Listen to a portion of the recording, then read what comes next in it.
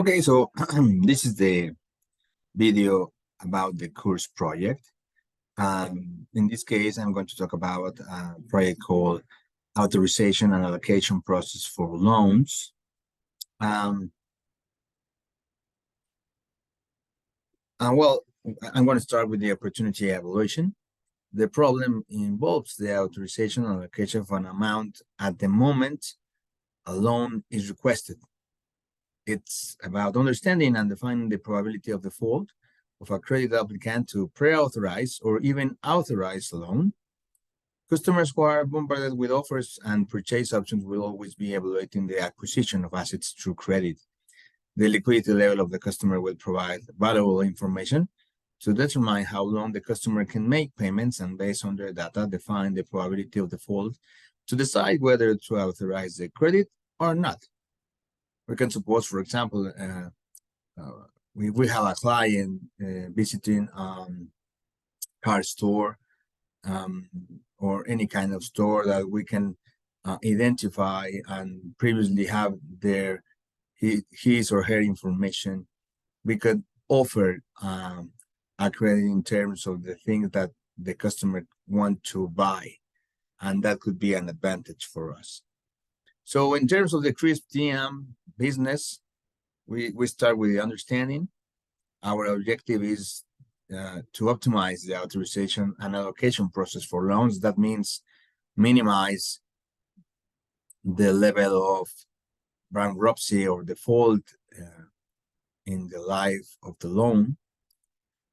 The business goal: improve the decision-making regarding credit approval by understanding and defining the probability of default for credit applicants. And of course, it's not only about understanding, but data understanding. The data sources, well, the information related to credit applicants, including financial history, transaction records, and customer liquidity levels.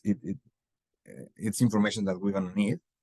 The variables, the key variables include applicant details, credit amount requested, customer liquidity, and historical payment behavior. Just a few examples.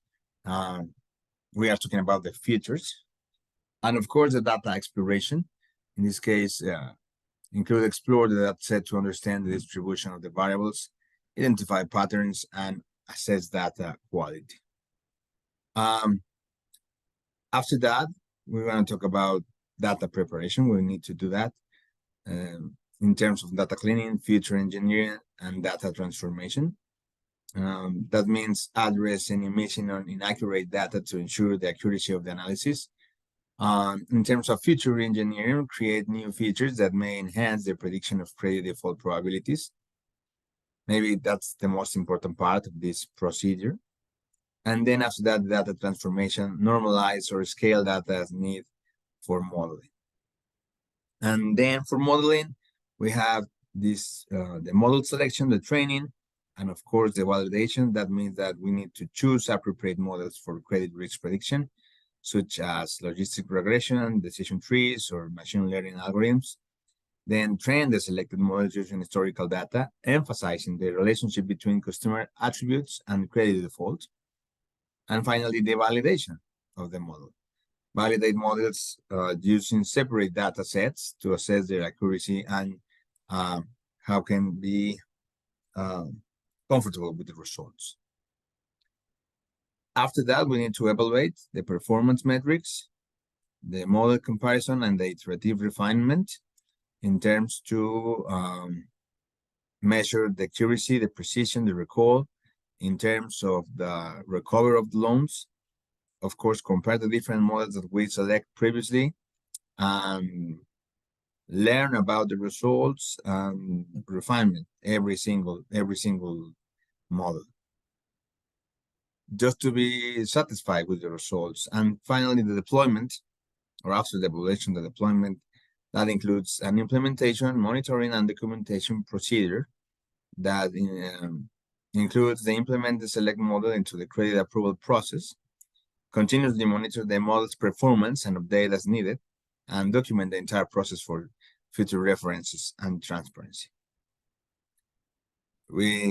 By following the CRISP DM framework, the goal is to create a robust model that credit approval process by effectively predicting the probability of default for credit applicants. And of course, we could find problems in all this process. That's why we are going to talk about, I'm going to talk about potential risk in production. The first part is the model drift. Over time, the characteristics of the data may change, leading to a divergence between the training data and the production data. This is known as model drift, and could be a very important problem or risk in the procedure. If the model is not periodically retrained to account for these changes, its predictive performance may degrade, leading to inaccurate credit risk assessments, and that could be a problem too. In terms of bias and fairness, the model may exhibit bias if the training data is not representative of the entire population, or if there are biases in historical decisions. We need to be sure that our model includes all the different clients that we could working with. That for us, that's important. In terms of data quality issues, inaccuracies, missing values, or inconsistencies in the production data, of course, will impact the model's performance. And in terms of security concerns, the model needs to be very careful about the susceptible to security breaches or attacks, because we are talking about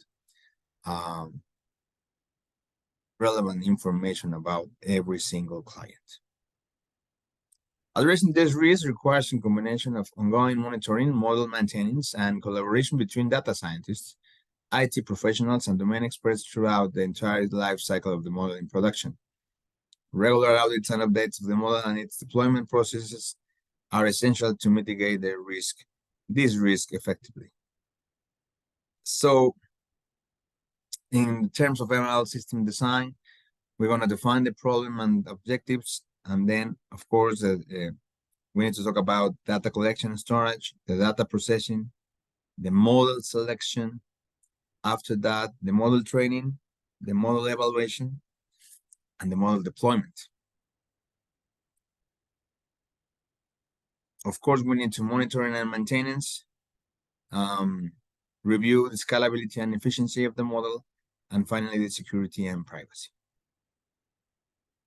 After that, the documentation of every single thing that we did, do, or will change our model.